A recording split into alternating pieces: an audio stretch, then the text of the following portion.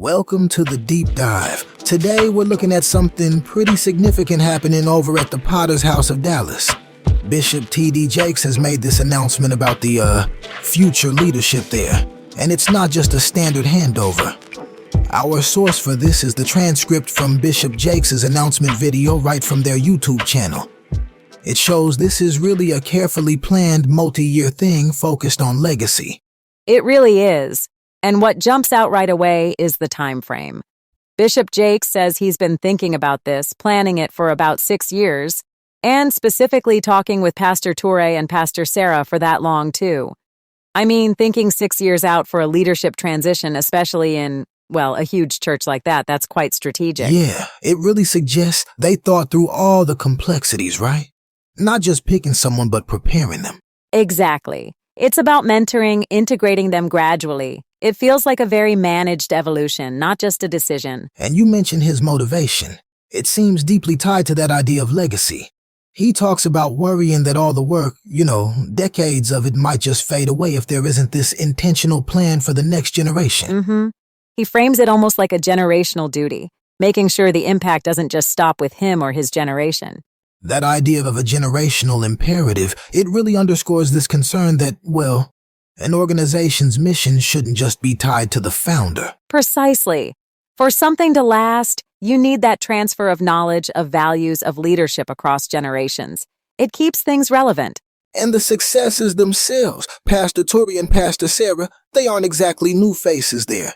The transcript says they moved to Dallas about 4 years ago. Yeah, which points to this period of, on-the-ground prep, getting immersed in the church, the community. And maybe the most interesting part is where Bishop Jakes reveals they've, effectively been running the church already since last November. He says before this formal announcement even happened. That's huge. It says a lot about the trust he has in them, doesn't it? And the responsibility they've already been handling. It wasn't just, okay, here are the keys. It's been a gradual shift. It's a kind of soft launch of their leadership, and he's clear they aren't meant to be him version 2.0.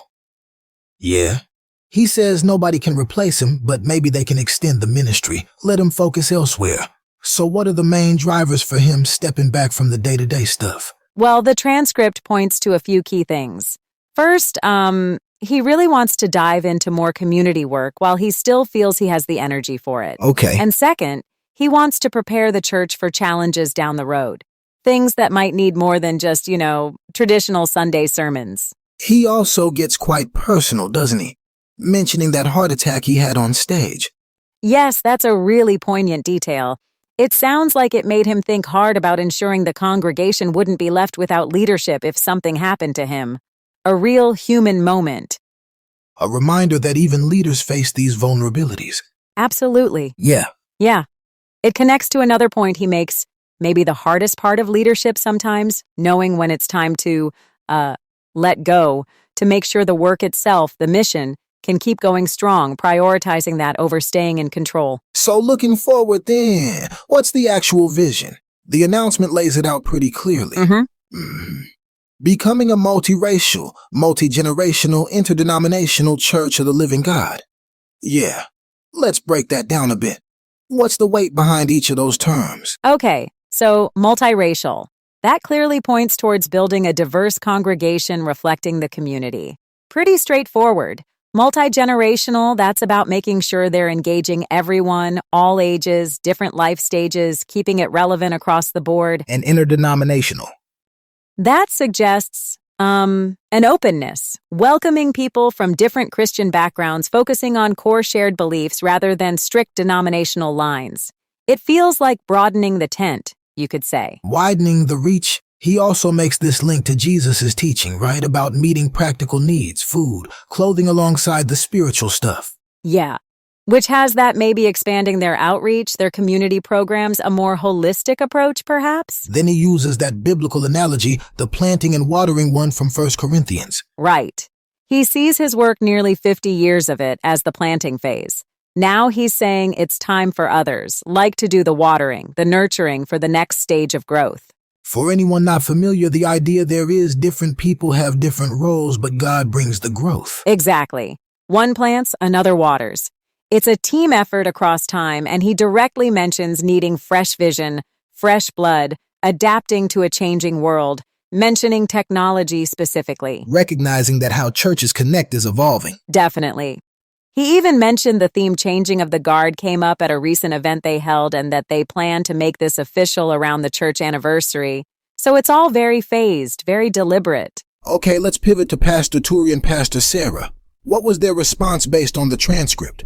Well, their first reaction seems to be just deep honor and acknowledging Bishop Jake's connection, his love for the people there. And they commit to building on what's there. Yes, very clearly.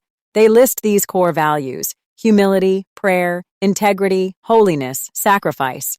Those are the pillars they intend to lead with. It's interesting. They also pledge to adapt and evolve. It's not just maintaining, but growing into whatever God's vision is next. Right. It shows they're looking forward while respecting the past. And Pastor Sarah shares this really personal story about her parents' dedication and her own feelings. Like maybe initial doubts about stepping into such a huge role makes it very relatable. She talks about a moment of clarity, feeling God gave her the direction she needed.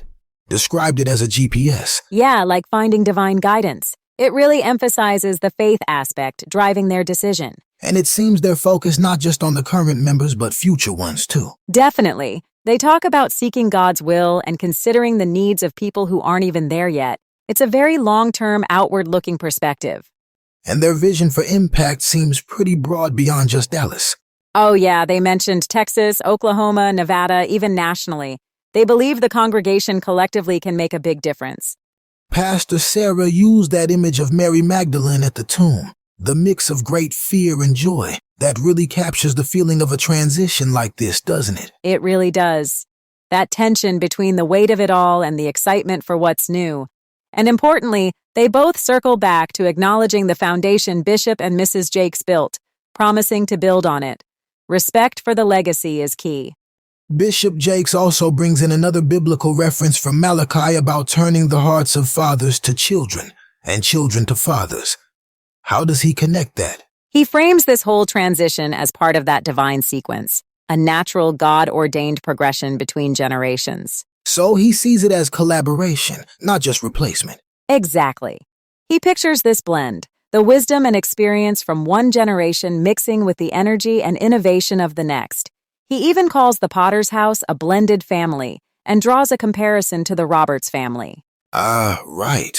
Like Oral Roberts University, known for multi-generational ministry leadership within their family. So he's suggesting a similar successful continuation is possible here. That seems to be the parallel, yeah. A model for passing the torch effectively. Then as he wraps up his announcement, you really sense his pride in what they've built. You do.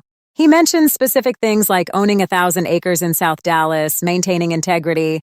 There's a real sense of accomplishment in his words. And he makes a point to thank everyone involved. Leaders, staff, volunteers. Acknowledging it wasn't just him, but a huge collective effort over the years. And he gives us really heartfelt thanks to his wife, Sarita Jakes. You can tell their partnership has been crucial. Absolutely. Then he offers encouragement directly to Pastor Turi and Sarah, expresses confidence, asks the congregation for their support. And importantly, he says he plans to stay involved in some way. It's not a complete disappearance, more like shifting roles, continued mentorship perhaps. Sounds like it. He ends by reiterating his commitment to the congregation and seeming genuinely at peace with this whole transition. Yes, a sense of conviction that this is the right move at the right time, done in the right way. Okay, so let's tie this all together. Our deep dive into Bishop Jake's announcement really shows this wasn't a sudden decision. It's a very deliberate, long-planned succession at a major church. Yeah. The key motivations seem to be about legacy, ensuring future growth, adapting to change, and also allowing Bishop Jakes himself to shift his focus. Exactly. It's a fascinating case study in leadership transition. And, thinking about the principles here, the careful planning, adapting, focusing on legacy, they really apply much more broadly than just this one context. That's true. Which leads to maybe a final thought for your listening. How do these ideas about succession, about legacy, about adapting resonate in your own world, whether that's at work, in your family, community groups? What does it really take to build something that lasts? something that thrives beyond just one person or one generation. Something to think about.